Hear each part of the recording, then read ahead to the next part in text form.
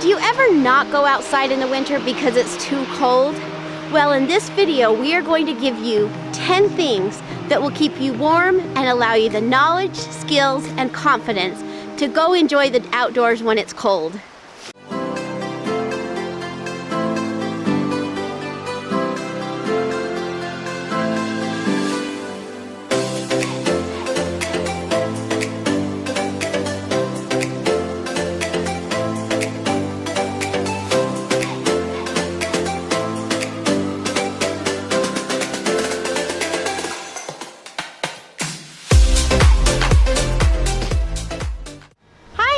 We're John and Holly, and we are Let's Go Now Adventures. In today's video, we're going to go over 10 things you can do, 10 skills, bits of knowledge to help keep yourself warm in the wintertime when you're out having a daytime of activity, but specifically winter camping. Yes, and stay tuned for the end of the video because that's when we're going to give you our bonus tip, which we think is probably the most important. When people think about going outside in the wintertime, one of the big mistakes people make is they just start piling on clothing. We're going to think of wearing clothing as more of a systematic approach. The system is we're going to use 3 layers of clothing, strategically placed. So the 3 layers, the first layer is against your skin. That layer is going to be layer 1. That layer has 2 functions, and we're going to use a synthetic fiber, kind of like a polyester or nylon or something like that. Its function is it's comfortable against your skin. The other thing, and its main thing, is it wicks moisture away from your body and takes that moisture and distributes it out away from you. The second layer, we're going to call that the insulation layer. Think of down, fleece, or even a wool sweater. Those are kind of fabrics that are puffier, they're bigger, they contain a lot of little microscopic air pockets. Well, so what happens in that layer is your body warms up those little pockets of air, and because it's kept next to your skin because of the fiber, that's what keeps you warm. Then the third layer we're going to do is called a shell. The main function of the shell is to be waterproof and to be windproof. So what we don't want is the wind to come through and take away that moisture that's held in that insulating layer. We also, the last thing we want to do is get wet, so that's why it has to be waterproof. And then one other thing you're going to look for if you're picking up a shell is you're going to want to have something with ventilation. We'd like ventilation to take that moisture that is being generated by your body and have some place for it to be able to go so that it doesn't get damp under all that clothing. So if you're working, whether it's setting up a camp or actually playing, snowshoeing, doing some fun outdoor activity, and you start to sweat, make sure you take the layers off. It's really important that you stay ahead of getting cold. If you start to sweat, take the layers off. That's the beauty of the 3-layer system, is that according to what you're doing in your level of activity, you can put layers on or take them off. The most important thing is in order to stay warm, you're going to need to stay dry. Having a good pair of mittens or gloves is essential, and hopefully they're waterproof. Now, mittens tend to be warmer than gloves because your fingers generate more heat when they're not separated by the material. However, gloves give you more dexterity. So what John and I like to use are what's called glittens. So it's half mitten and half glove. They're fingerless gloves with the handy mitten flap, which is really good for us because when we're out playing, we can still pick things up, or when we're working with our camera equipment, it's easy to press buttons. So with glittens, you have the warmth of a mitten and yet the manual dexterity of a glove. So for us, it's a win-win situation. Whatever glove or mitten you decide to use, just make sure it's warm. Okay, the first defense against keep the cold feet during the wintertime are the boots you have. 2 general categories of boots that you use are a winter boot and a snow boot. The winter boot, on one hand, it's a lighter weight, more comfortable boot that you can spend all day in and still keep your foot warm.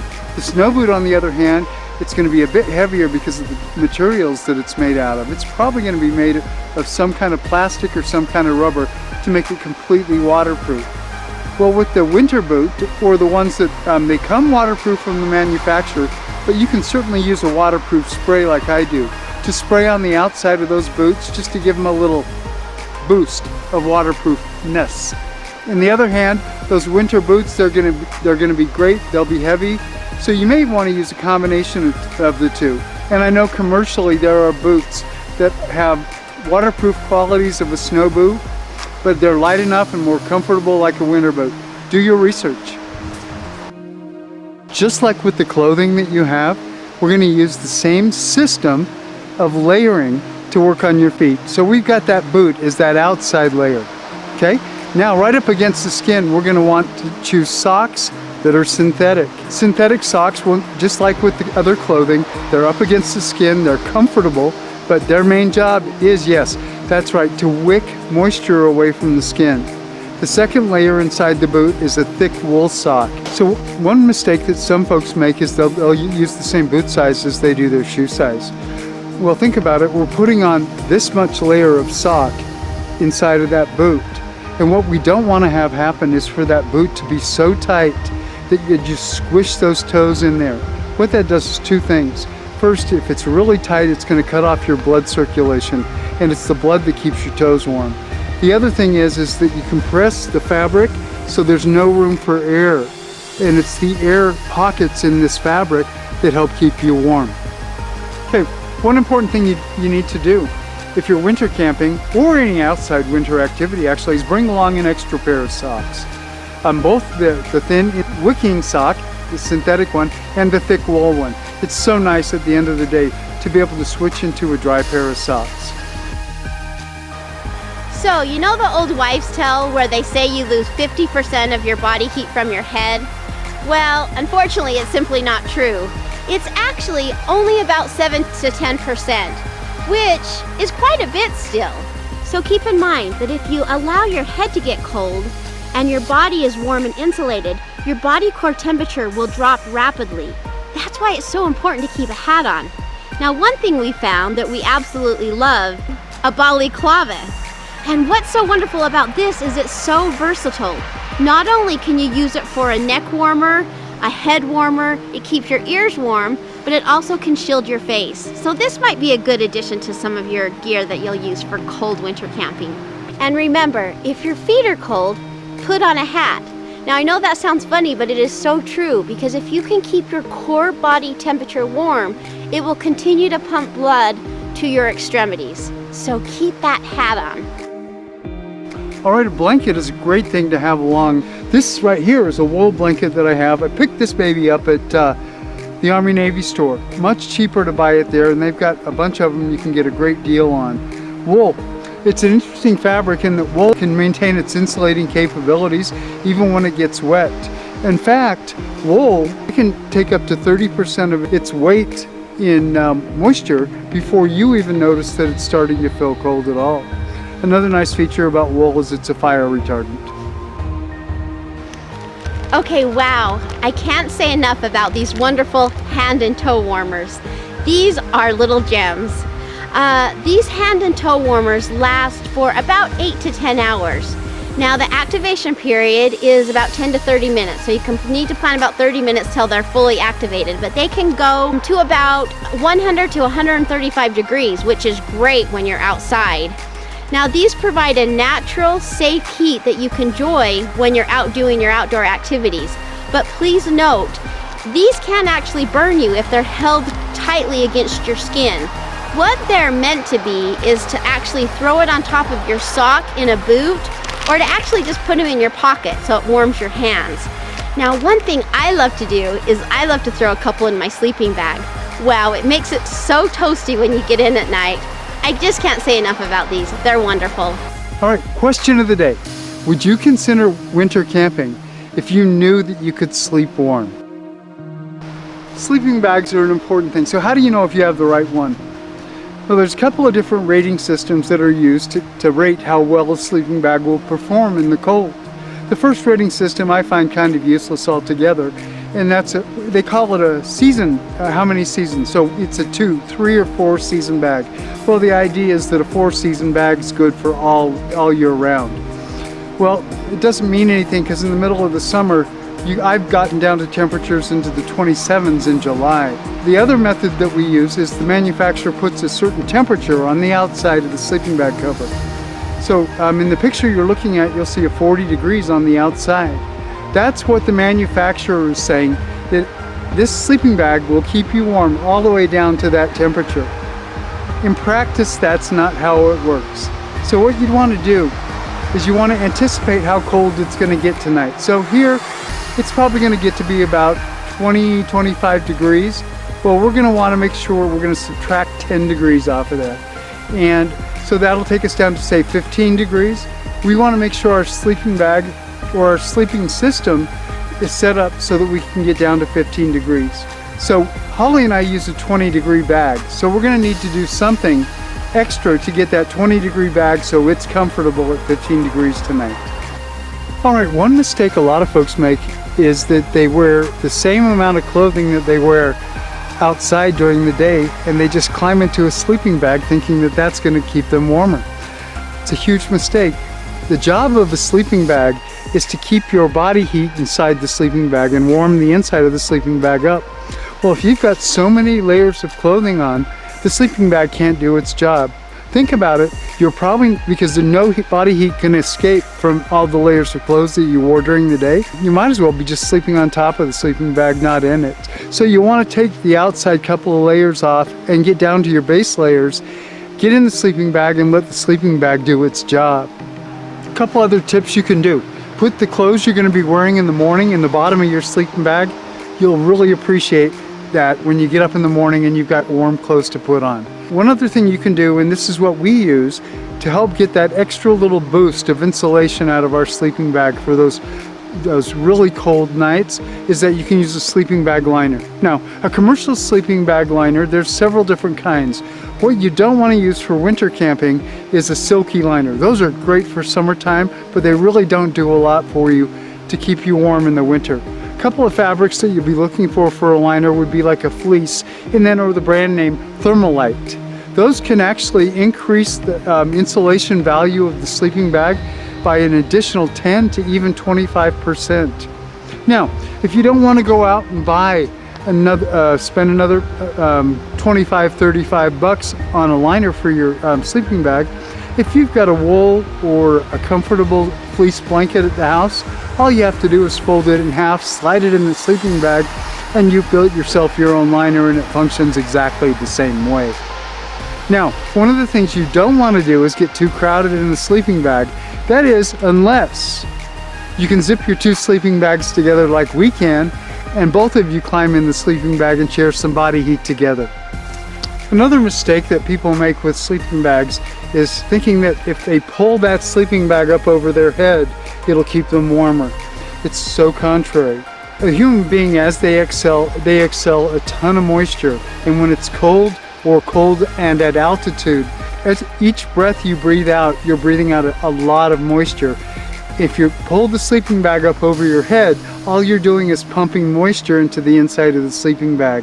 Once again, the trick to staying warm is to staying dry. So a better solution is, if you've got a mummy bag, they're great because you can just take them, pull them up over your head, cinch them tight, and you've got just your face showing. So a better alternative to an air mattress or an air bed is a sleeping pad. A sleeping pad, they pack up in a nice compact form like this, and then they go out. They're about 1.5 inches, 2 inches thick, but they're nice and comfortable. The best thing about a sleeping pad, though, is it insulates against the ground. Now, sleeping pads are rated with what's called an R value. R values range from 1 to 11. They say that a great sleeping pad for sleeping in the wintertime would be about a 5 or a 6. This one that we use is a 4. Now, how do people get around that? Well, a good solution is that you put 2 sleeping pads, one on top of the other. What that does is effectively doubles your R value, doubling your insulation. Another thing you can do, and this is my poor man's trick, is I've gone to Harbor Freight and picked up a pack of these. A pack of these, they're floor mats that you put in a workshop to cushion the floor where you stand and to make it non-stick. A pack of 4 of these 2x2 squares is $8. You put these things together end to end and you make a 2x8 layer that goes on the floor right above the tent floor. Now you've got this. We'll put a sleeping pad on top of this, a wool blanket on top of that. We put the sleeping bag on top of that with a fleece blanket inside as a sleeping bag liner, and you're good to go. So another good thing to have is a really nice thermos. This Mammoth extra large stainless steel keeps your beverages hot for 8 hours, which is perfect because this will take me all night long. Now, there's very little in life that can't be improved with a hot drink. I think sometimes just sipping on a hot cup of hot chocolate, of course with a lot of marshmallows, makes me feel a lot better. Now, while a hot beverage won't do much to necessarily raise your body core temperature, it will help you stay hydrated. And in high altitudes and extreme cold temperatures like this, you're at a greater risk for getting dehydration. Now, the reason staying hydrated is so important is that when you're hydrated, your body is able to generate the heat to keep you warm. So like I said, I keep a nice hot beverage by my sleeping bag at night, so if I wake up in the middle of the night, I can take a sip and then go right back to bed.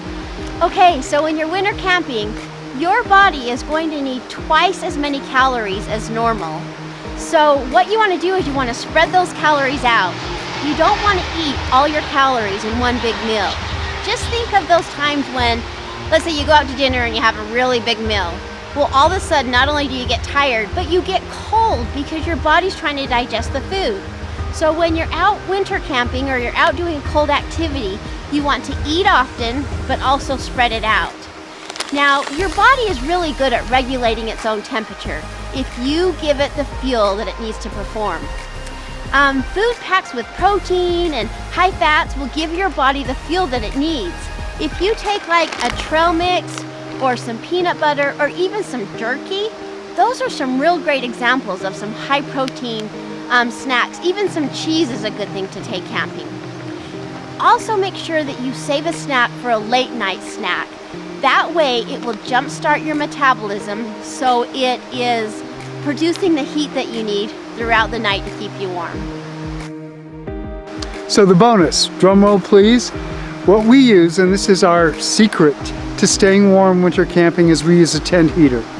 Now, what we'll do is, Holly and I can put up with all afternoon being in freezing cold temperatures as long as we know that there's a place that we can go that we can warm up.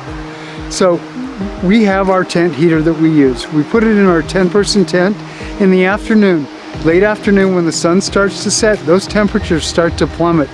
And it's really nice to be able to get into a tent with a good tent heater and have a warm place that you can relax.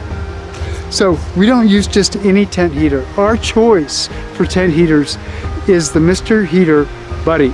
Now, not all tent heaters or not all propane heaters are created equal. Only a few of them are rated for indoors, and only a couple are rated for indoors inside of a tent. And that is the Mr. Heater Buddy does just that. It's a great one.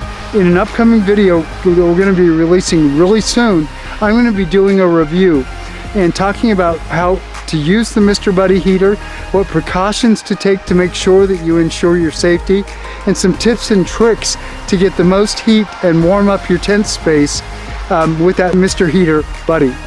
So please stay tuned. You know, we genuinely want to thank you so much for watching our video on how to stay warm while you're camping or out doing some cold activities. If you found this video helpful, please click the like button. We hope you've learned some of the tips and tricks that we've given you today. Be sure to leave a comment. We would love to know the things that you do to help keep you warm when it's cold. It's tips from you guys and comments from our viewers that we learn so much from. So subscribe to our channel, hit the little bell below, and that way you will be notified when we release new videos. So from Let's Go Now Adventures, stay warm.